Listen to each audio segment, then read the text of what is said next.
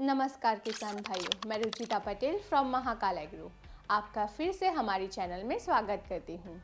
आज के वीडियो में हम किसानों की सबसे बड़ी गंभीर समस्या जो कि मक्के की फसल में फॉर्म आर्मी वर्म होना, इस गंभीर समस्या पे आज हम विस्तार में बात करेंगे कि यह इल्ली कैसे नुकसान करती है, यह इल्ली का प्रकोप कैसे बढ़ता है और यह इल्ली के बारे में थोड़ी सी पुरानी बातें। अमेरिकन फॉल आर्मी वर्म जो है उसको लश्करी इल्ली और तना छेदक भी कहते हैं। दोस्तों, यह इल्ली दक्षिण अमेरिका, उत्तर अमेरिका, अर्जेंटीना से 2006-2007 में इसका प्रकोप देखने को मिला था। उसके बाद यह लार्वा दक्षिण अफ्रीका में पाया गया। इंडिया में यह करीबन 2018 से दिखाई दे रहा है।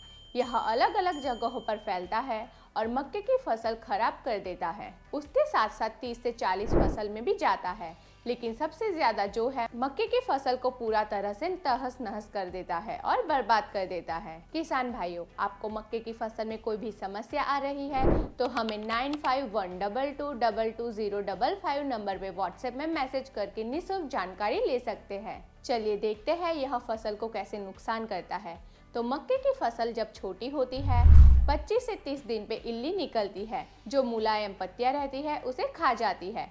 पत्ती खाकर लार्वा बड़ा हो जाता है, मक्के के तने में घुस जाता है। घुस जाने के बाद पूरा खाकर नुकसान कर देता है। अभी देखिए इसको कैसे पहचाना जा सकता है। इसके सर के ऊपर उल्टा वाई रहता है और पीछे 4 बिंदी रहती है। तो यह है फॉल आर्मी वर्म। पौधे में स्टेम में घुस जाने के बाद पूरा खा जाता है, पौधे को पूरी तरह से खराब कर देता है। दोस्तों, यह इल्ली तैयार कैसे होती है? देखिए, इसके 4 स्टेप रहते हैं। पहला स्टेप पतंग रहता है। पतंग अंडा देता है, वह अंडा पौधे के ऊपर जाकर डालते हैं। उसके अंडे में से लार्वा तैयार होता है, मतलब सुंडी तैयार होती है, जो कि यहाँ स्क्रीन पर आपको दिखाई दे रही है।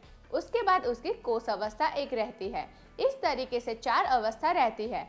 अब मक्के में पत्ती खाई हुई दिखे तो आप कैसे समझेंगे कि यह फॉल आर्मी वर्म है? तो पहले आपको पतंग कैसे होता है वह बताती हूँ। फीमेल जो पतंग होता है वह जो ऊपर से ग्रे कलर का रहता है, ऊपर से जैसे गोल्डन कलर रहता है, उसके बाद आधा हिस्सा सफेद कलर का रहता है। दोस्तों, यह जो पतंग है रात में बहुत तेजी से सक्रिय रहता है। यह 1 घंटे में 100 से 120 किलोमीटर की रफ्तार से इधर से उधर घूमता रहता है, मतलब बहुत तेजी से यह बढ़ता है। दोस्तों, यह पतंग जब फसल पर अंडे डालता है तो एक टाइम पर 100 से 201 गुच्छे में अंडे डालता है। 2 से 3 हफ्तों में 1500 से 1800 अंडे पूरे डालता है। और यह गुच्छे को कैसे पहचानोगे?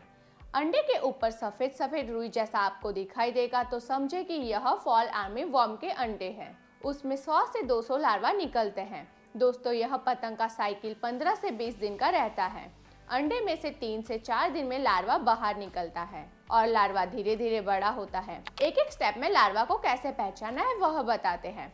यह जो लार्वा है यह पौधे से नीचे गिर जाता है। गिर जाने के बाद जमीन के अंदर 2 से 8 सेंटीमीटर अंदर चला जाता है। अंदर जाने के बाद एक कोष अवस्था में होता है। उसके बाद फिर उसका पतंग बन जाता है और फिर उसकी साइकिल शुरू हो जाती है। तो यह चारों स्टेप की जो साइकिल है वो 42 से 46 दिन की है। दोस्तों, सबसे ज़रूरी बात आती है नियंत्रण के ऊपर। इसका नियंत्रण कैसे करना है? अगर आपके खेत में कहीं कहीं आपको यह दिख रहा है कि पत्तियां काटी गई है, यह मुलायम पत्तियां पहले इफेक्ट करता है, तो उसको उखाड़ के बाहर फेंक दीजिए। इसको पेड़भक्षी कीट कहा जाता है, मतलब इल्ली को खाने वाली चीज। अब दोस्तों, इसके बाद हम लोग जब यह खेत की जुताई होती है तो कोष अवस्था में जो नीचे गया है लार्वा, उसको खत्म करने के लिए हम लोग जुताई करते हैं। तो 1 से 1.5 फीट के अंदर हम लोगों को पलटी खेत करना पड़ता है। तो वह कीड़े जो है ऊपर आ जाते हैं और उन्हें पक्षी खा लेते हैं। उसको 2 से 3 महीना धूप में रखना है तो आसानी से उसमें जो भी कीट कोष अवस्था में है वह मर जाएंगे। और ज्यादा धूप में करना है तो इस तरीके से आप इसे कर सकते हैं। अब जैविक तरीके से बैसिलस तुरंजिस 5 ग्राम प्रति लीटर के हिसाब से स्प्रे करें। अब दोस्तों, कुछ दवाइयाँ आती हैं मार्केट में जिन्हें स्प्रे करके भी हम लोग इसका कंट्रोल बहुत अच्छे से कर सकते हैं। इसके नियंत्रण के लिए इमामेक्टिन बेंजोएट 5% एसजी का 12 ग्राम प्रति पंप और थाइमेथोक्साम 12.6% प्लस लैम्बडा साइक्लोथ्रिन 9.5% जैसी का 6 मिली प्रति पंप हिसाब से छिड़काव करें और क्लोरेंट्रानिलिप्रोल 18.5% एससी 5 मिली प्रति पंप के हिसाब से छिड़काव करें। इससे कंट्रोल हो जाता है, लेकिन यह जो कॉम्बिनेशन है अलग अलग तरीके से देना पड़ेगा। उसके बाद नीम तेल है, नीम ऑयल 15 से 20 मिली प्रति पंप से स्प्रे कर सकते हैं। तो थोड़ा सा आपको यह ध्यान रखना है कि जब फसल छोटी रहती है 10 से 15 दिन की, तब प्रिवेंटिंग आप अगर स्प्रेडर मतलब चिपकने वाली दवा डाल उसको केमिकल के साथ स्प्रे करते हैं तो वहाँ पर जो पतंग आते हैं वह पतंग मर जाएंगे खुद ही, तो वहाँ पर इसका कंट्रोल हो जाएगा। ऐसी सारी जानकारी पाने के लिए आप हमारे चैनल को लाइक और सब्सक्राइब करें और हमारा वीडियो सबसे पहले देखने के लिए बेल आइकन जरूर दबाएं। अगर आपको इस वीडियो में दिखाई गई माहिती में कोई समस्या हो या फिर आपकी खेती में कोई परेशानी हो तो आप हमें स्क्रीन पर दिखाए गए व्हाट्सएप नंबर पर हाई लिखकर समस्या बताएं, जिससे हमारी टीम आपको संपर्क करेगी और आपकी समस्या का समाधान देगी और हम प्रयास करेंगे कि हमारा अगला वीडियो आपकी समस्या पर हो। हमसे जुड़े रहने के लिए आपका धन्यवाद।